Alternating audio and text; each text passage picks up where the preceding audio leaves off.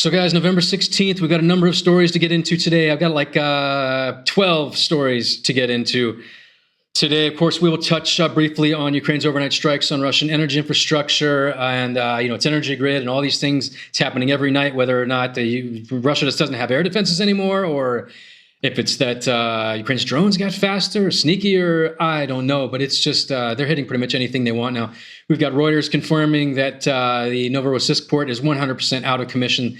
They're estimating it's 2.2 million barrels a day offline. We got Stanford University coming out, the organization that tabulates the efficacy of the sanctions on Russia, now saying that overall Russian oil exports are now down 41% from the month of August. Overall, that's pipeline exports, seaborne oil exports, everything. We got Russian repression news with Russians coming out and protesting now. Yes, they're protesting, and your next thing, God, they finally hit their limit with the war right now. It has nothing to do with the war. They are protesting not the genocidal war being committed in their name upon the good people of Ukraine. They are protesting the tax increases that raises the cash to then commit the war. And that is just the most Russian thing I think I've probably ever heard. And we've got the Donetsk influencer. I'm going to get into the Donetsk influencers that are now in Russian-occupied Ukraine using Instagram to sell the apartments for local gangsters of the murdered Ukrainian people from which they stole the apartments. I've got just a ton of other stories. I've got even Venezuela news. Got a ton of stuff. We've got Novorossiysk satellite data confirming a bunch of things. We've got a lot of data. So let's just start today with the overnight strikes. Read you what I wrote here. General bedlam and calamity unfolding tonight in Russia's old Stalingrad. That's Volgograd. Another of Russia's key refineries under massive drone attack, while Russian air defenses again strike their own apartment buildings. Yes, and this is one of Ukraine's drones peacefully flying over the city of Volgograd, totally unencumbered by any sort of air defenses of any kind. This, of course, we have the air defenses. The Russian air defenses continuing to be one of the most reliable allies of Ukraine's armed forces, striking not Ukrainian drones, but apartment buildings. I mean, as you know, the value of life in Russia is somewhere between a Versace alligator skin, toilet seat cover, and, I don't know, a bag of chips. And so placing both high-tech air defense units and 1950s inaccurate, very deadly units for bystanders right between busy apartment blocks, that is totally normal in Russian logic. This is just more Russian attack info. They hit substations. They hit a number of things. That's just the early footage from Volgograd last night. We got Ukraine coming out again. It's only 3 days after Zelensky unveiled the Neptune long missile that they used with such accuracy in Russia's port of Novorossiysk, taking out very expensive Russian air defense units, and notably irreplaceable, especially in these economic times, air defense units, S-400 batteries in Novorossiysk. The missile they used for that was called the Neptune Long. Now today, Ukraine is releasing yet another missile. Ukraine's General Staff of the Armed Forces has published a video of the launch of the Bars missiles for the first time. Another missile coming out of the burgeoning air defense. No, this isn't air defense. This is the burgeoning defense industry of Ukraine. Necessity is the mother of invention. All signs now pointing toward Ukrainian forces having successfully taken Russia's entire Black Sea export operations offline. The port of Novorossiysk now adding itself to the list, in addition to the Tuapse port. No ships are present after Ukraine's missile and drone strikes, with Russia's 2.2 million barrel per day export business there now defunct. As you can see, no ships. This is the lifeline, the economic lifeline. Ships don't want to go there. I mean, most of these ships are flagged out of like African nations, and the ship captains are from the Philippines and Bangladesh. They don't get paid this stuff. Those guys are only making like $800 a month. They're not going into some Russian port that is going to be targeted by Ukrainian missiles for any sort of money. And so, I mean, and that's just one of the reasons. They can probably always pay guys to handle it, but it's going to take a while to put it together. And by then, Ukraine will have just destroyed everything there again. Russian oil exports were already collapsing before Ukraine took Russia's entire Black Sea operations offline.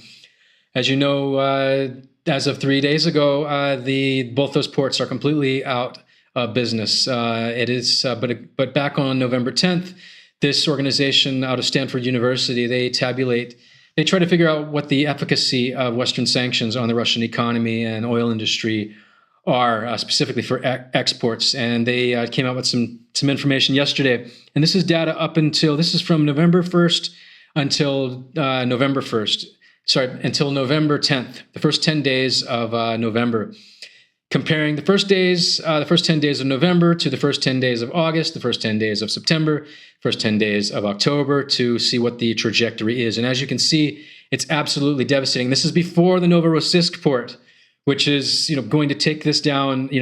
It's going to double it. So from October, just a month ago, we are down 31%. Russia's total oil exports, according to Stanford University.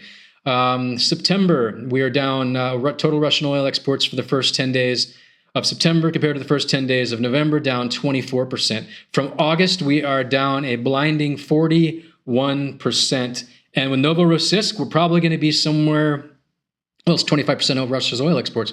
So let's go ahead and take a 25%. I mean, we're going to be pushing 60% soon, you guys. 66%. Wow. That is, yes. And Ukraine's not done. They are not done. This is only an accelerating trend. Russia's gasoline crisis now continues to worsen amid Ukraine's renewed strikes on oil refineries and ports. Russia's region of Yuzhno-Sakhalinsk, and when I show you where this is, it's just... it's amazing. I mean, Ukraine is using Russia's size. It's like a jiu-jitsu thing, They're just using the size and the momentum of the Russian hell state against itself. Descends into crisis with the only remaining gasoline now costing 1/3 of median Russian salary to fill up one tank. And this is just a Russian lamenting not the genocidal war being waged on his behalf in Ukraine, but all the other factors that the Russian government is pushing on the servile and slavish population of Russia, telling them that, hey, look, it's economic, it's just cyclical. It's due to interest rates. The interest rates are higher. So look, buddy, shit happens, and Russians are like, oh, okay, well, don't speak up. This region of Russia is closer to the United States than it is to Ukraine. Talk about jiu-jitsu. I mean, this is just, this is amazing news, guys. It's all just getting better and better. Ukraine's defense intelligence reports that North Korea has halved its ammo shipments to Russia, supplying none in the month of September, with only a very small amount in October, with diminished stocks. And with Russia's oil industry now on borrowed time, it's doubtful that Putin's cash will be available to buy much more. If the West is smart, now is the time to ramp support to Kyiv, finish this monster off. It's just some of my commentary. So I'm not making this stuff up. Is a mainstream article. North Korea runs out of shells for Putin. Russia turns to faulty stockpiles.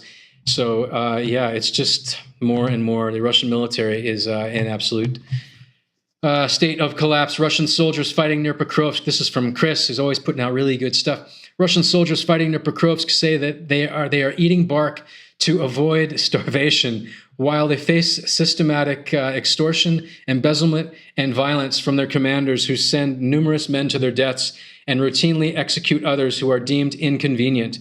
There's a scam with the Russian commanders where they kill these guys off and they get access to their bank cards. And then they get these death payments and they take that cash. It's just one of the, or they even contact the relatives and say, look, so-and-so's hurt really bad. We need cash for him. There's a million scams. Anyway, so Chris goes into all the little scams that the Russians are complaining that the commanders are perpetrating upon them. You can check out his thread on Twitter. It's just normal Russian military stuff. But now they're making videos complaining about it, and that's always a good sign. To those, and this is just something I wrote this morning, because this whole Pokrovsk thing, Pokrovsk, as you saw a couple of videos ago that I made, I had a friend in Pokrovsk. He came back. He came to Kyiv for a few days, and we talked about things. And the things I told you I could tell you were I did, that it's just these little groups of Russians. They're just wiping them out. They come again, 3 groups, sometimes 7 maximum. And they come in on motorcycles. It's just mines, and they're just blowing. It's just like an absolute massacre. They're losing a couple hundred guys a day.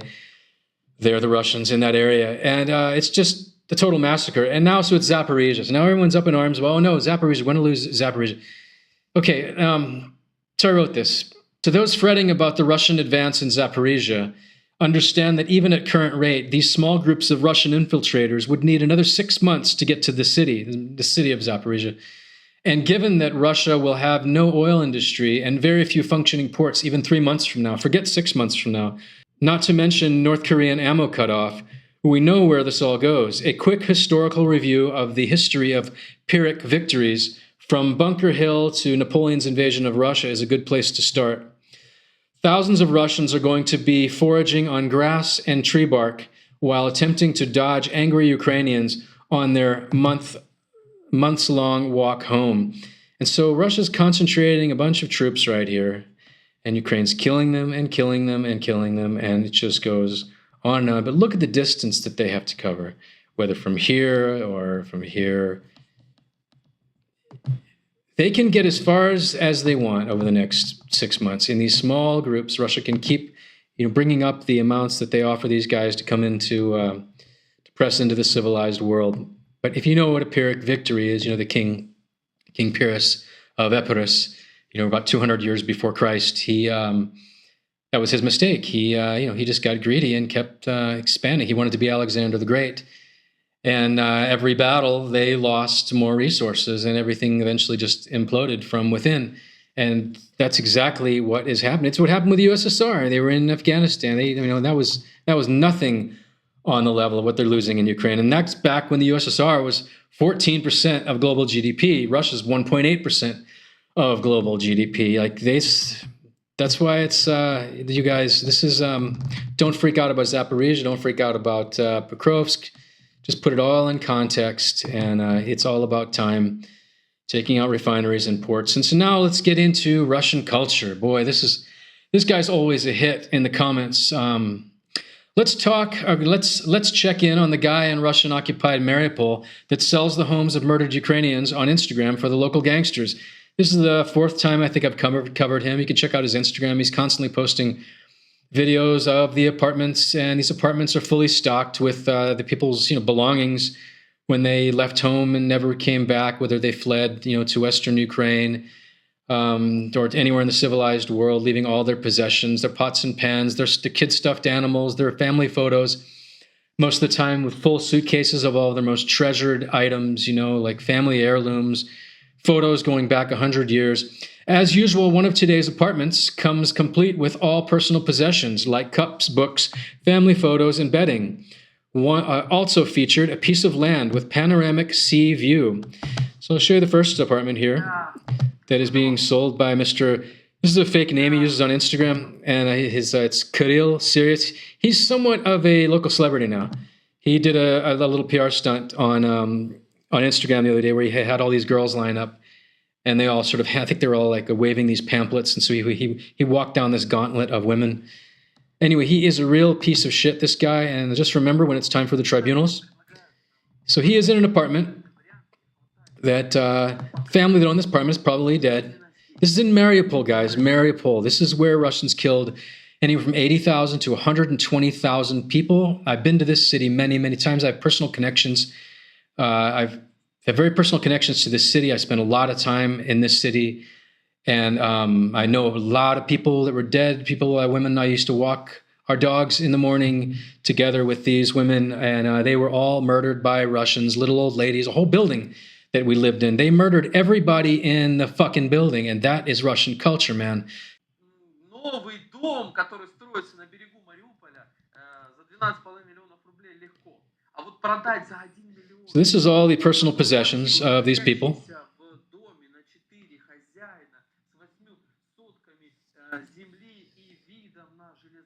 He's talking about how great the apartment is and how the walls are very solid. It's historic. соединяли. И когда поняли, It's all full of their stuff, you guys. And this family is probably dead. They left in a hurry, obviously. Look, these are all the personal possessions of these people. He talks about the television being great and the Wi-Fi router. All of these things are from pre-invasion. So this house is still intact pre-invasion. It was one of the buildings that wasn't destroyed in Maripole, just outside the city in Maripole, according to satellite data. There are thousands and thousands of people buried in mass graves, okay? And this guy is selling the apartments of the people that are in these mass graves. And you ask, who is he selling them for? Well, he's selling them for the local gangsters, because how it works is the local, in quotes, authorities, they just take whatever they want. They just come to your restaurant and they say, you got to sign this over as a notary. They just have these apartments. They're all, in quotes, nationalized, but it's the Donetsk People's Republic, which is just sort of like a slush fund of Putin cronies that are, they're just local gangsters that own these things, in quotes. He shows their bed and...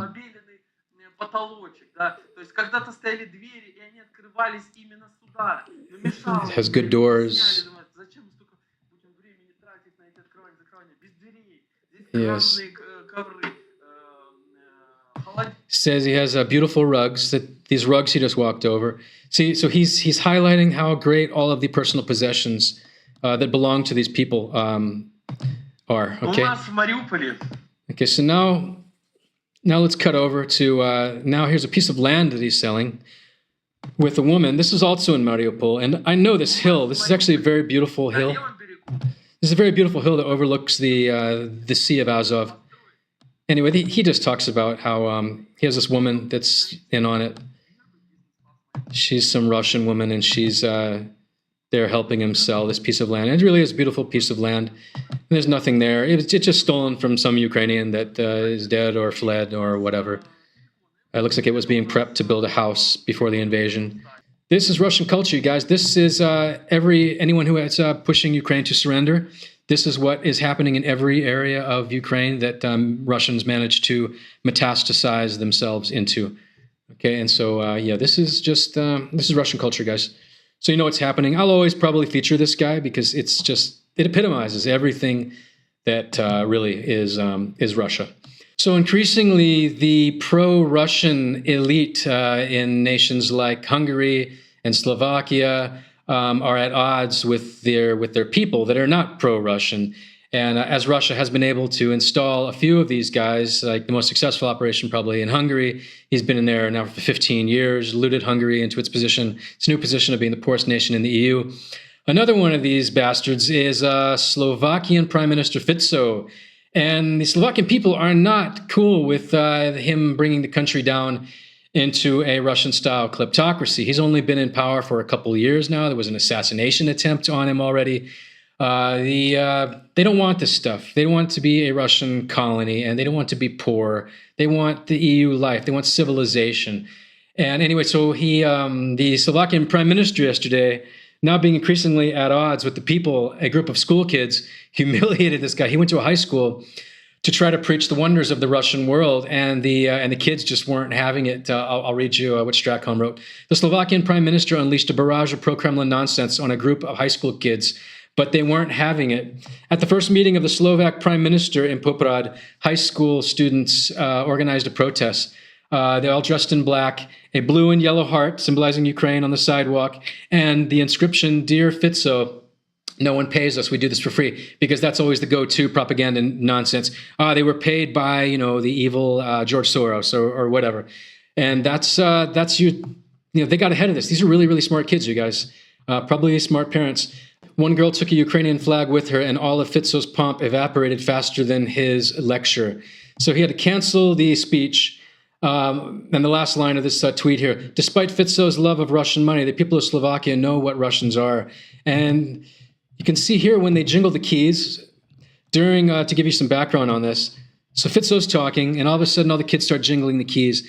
This is hearkening back to the 1989 Velvet Revolution in Czech and Slovakia, when the two countries sort of split very amicably. They decided to split. It's a slightly different language. And that was one of the protests when the Russian-backed kleptocracy in the late 80s was still controlling and disappearing people and boiling people in acid, and all these sort of manner of Russian culture had a stranglehold on both countries, both Slovakia and Czech Republic, until 1989. They used to jingle the keys in mass, like thousands of people in a square, and these kids knew about that, and this is so cool. Here, I'll let you hear it. This is the Prime Minister speaking now.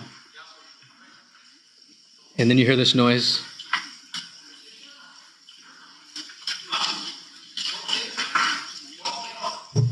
They brought keys, and then they walk out on the prime minister of their country, hand holding a Ukrainian flag. You guys, you cannot get any cooler than that. And another Russian-backed dictator that is increasingly at odds with both his people and the free world. Maduro wasn't singing peace anthems when he lost the 2018 election, called Putin, let in Wagner to crack skulls, disappeared hundreds of people, applied systemic torture, and looted the country. Here he is singing a song by John Lennon, trying to, really now he's trying anything to sort of appeal to the West to not make him step down. As you know, he lost the 2018 election. He refused to step down. The people rose up in the streets. It was absolute economic chaos. Gasoline got to be about $70 per gallon in American prices. It was like $15 per liter, $25 per liter. And the whole country was descending into hunger. And he refused to leave. He called Putin. Putin sent in Wagner. The Russians took out on private jets a bunch of the central bank gold, rumored to be about 150 million, according to mainstream media back then. And Wagner cracked skulls on the streets of Caracas, disappeared people. They took over the Venezuelan state propaganda machine, as they did later in Belarus. And all means of Russian culture descended upon the good people of Venezuela. A lot of people disappeared. A lot of people fled. And he maintained power, as Lukashenko did later. This is the model. He used to be able to call Putin. Nobody can call Putin anymore, you see. Maduro knows he can't call Putin. And why? Because of the brave men and women in Ukraine that have whittled the the aspiring USSR 2.0 down to the bone. There is nothing. Nobody's going to save this guy anymore. But for him to sing this John Lennon song, he goes up and sings the John Lennon song, you guys. I don't know if it's copyrighted or something. I'm not going to play it. I don't want to give him any more press. Still failing to protest the ongoing genocide in Ukraine, demonstrations against Putin's tax increases continue to spread across Russia. From Russian media, a rally against the increase of VAT tax and recycling fees was held in Novosibirsk. A sanctioned rally took place in Novosibirsk against the increase of VAT from 20% to 22%. So they won't protest, of course, they won't protest the genocide in Ukraine being done in their name with their tax dollars, but they will protest the tax increases that then further fund that genocide in Ukraine. That's the way to get Russians, you guys. You just take away their money, and all of a sudden you have a very malleable Russian population. Participants displayed a banner reading, "Stop plugging your budget holes with our wallets." Nothing about Ukraine in here at all. Just about, I want money. About 50 people took part in the events, reports Siberian Express. This is out of Russian media. I found this morning on RUS News. And it's not a big protest, but they're out there protesting. But if you protest the Ukrainian invasion like this, all these people would be facing 12-year prison sentences. So it's a much more serious thing in Russia to protest the war, of course. After 4 years of their genocide in Ukraine, Russians still refuse to protest against it. But they are now coming out to protest the massive rise in taxes that's necessary to pay for the war. Today, in the hellish and filthy shithole of Novosibirsk, one of the organizers of a planned rally against the increase in the recycling fee and VAT, Sergei Krupenko, has been detained. This is the guy that runs the local Communist Party, by the way, so don't say these guys are by no means freedom fighters. They hate the West. They want nuclear war with the West. They want all the elements of Russian culture. They want everything, genocide globally, Russian imperialism. They want all the same stuff, but they don't want to pay higher taxes. So don't confuse it with Russian freedom fighters. There really are almost no Russian freedom fighters. And once again, in closing, don't forget about the good people of Georgia again last night in their 353rd night of protest with the Russian-backed kleptocracy government now that's been in power now for almost 1 year since seizing control of the parliament back last November. And as you can see, the Russian-backed government, they're just randomly beating people up in the streets, grabbing people and bringing them off to a kangaroo court in which you could be charged with anything and be in jail for. They just grab people. This isn't that brutal right here, this clip, but just to let you know that it's still happening. And so you tell your friends what's going on in Georgia. The Georgians, it's only a few million people, you guys, and so it's really hard for them to overcome such a massive Russian-backed government. And that's all I've got for you today, guys. All right, have a good one.